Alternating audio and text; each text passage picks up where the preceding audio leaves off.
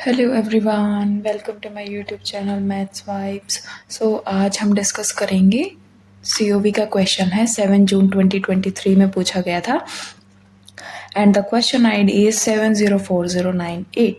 So let y x is an extremal of the following functional. ये हमें एक functional दिया गया है जिसका एक्सट्रीमल हमारा वाई एक्स है और जो वाई एक्स है वो हमारे इन कंडीशंस को सेटिस्फाई कर रहा है, that is y of 0 is equals to 1 and y dash of 0 is equals to half.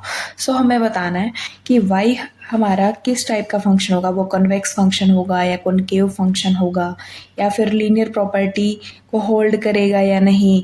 हमें इन तरीके से हमें बताना है कि वाई का फंक्शन हमारा कैसा होगा। तो सबसे पहले हम देख लेते हैं कि जो हमारा फंक्शनल है वो है हमारा y square minus 4y y dash plus में 4y dash square. So Euler's equation क्या कहती है, curly f by curly y minus d by d x of curly f by curly y dash is equals to 0।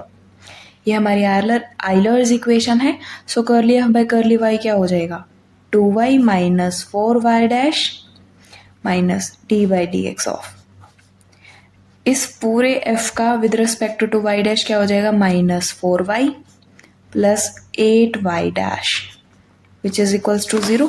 So 2y minus 4y dash minus minus plus 4y dash and minus 8y double dash is equals to 0.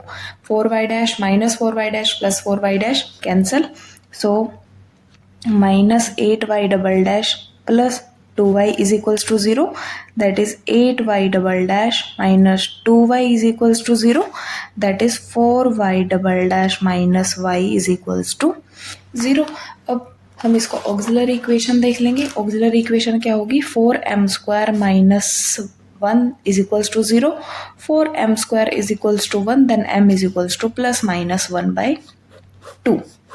ठीक है। सो जो हमारा extremal Y x लिखेंगे हम, Y x आ जाएगा c1 e raise to the power x by 2 plus c2 e raise to the power minus x by 2।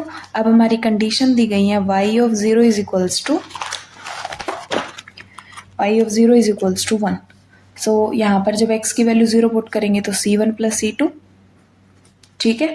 Now y dash of x क्या हो जाएगा, 1 by 2 c1 e raise to the power x by 2 minus 1 by 2 c2 e raise to the power minus x by 2 and the y dash at 0 is equals to half which is equals to half c1 minus half c2। इससे क्या पता चला, c1 minus c2 is equals to 1। इस equation में है c1 plus c2 is equals to 1। दोनों को अगर हम ऐड कर दें तो 2c1 is equals to 2, this implies that c1 is equals to 1। इस इक्वेशन में हम देखें, if c1 is equals to 1 then c2 is equals to 0। c2 क्या हो जाएगा, 0।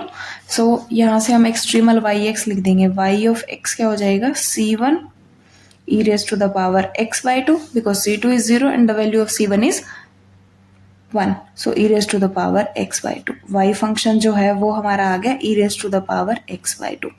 एक्सपोनेंशियल फंक्शन है, सो डबल डेरिवेटिव क्या हो जाएगा, 1 bye 4 e raised to the power x by 2। ये हमारा ग्रेटर देन होगा, इसका मतलब जब भी y डबल डैश हमारा पॉजिटिव होता है सो जो y x फंक्शन होता है वो हमारा कन्वेक्स फंक्शन होगा। ये पता चल गया।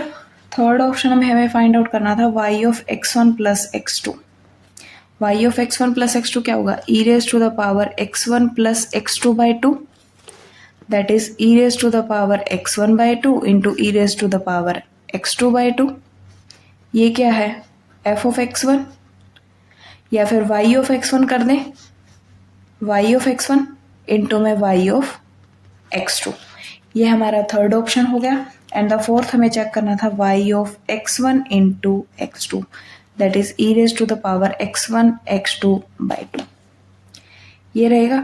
ये हम किसी भी तरीके से स्प्लिट नहीं कर पा रहे। सो ये तो हो गया हमारा थर्ड ऑप्शन। और y डबल डैश जो था हमारा पॉजिटिव आया था वो हमारा कन्वेक्स फंक्शन।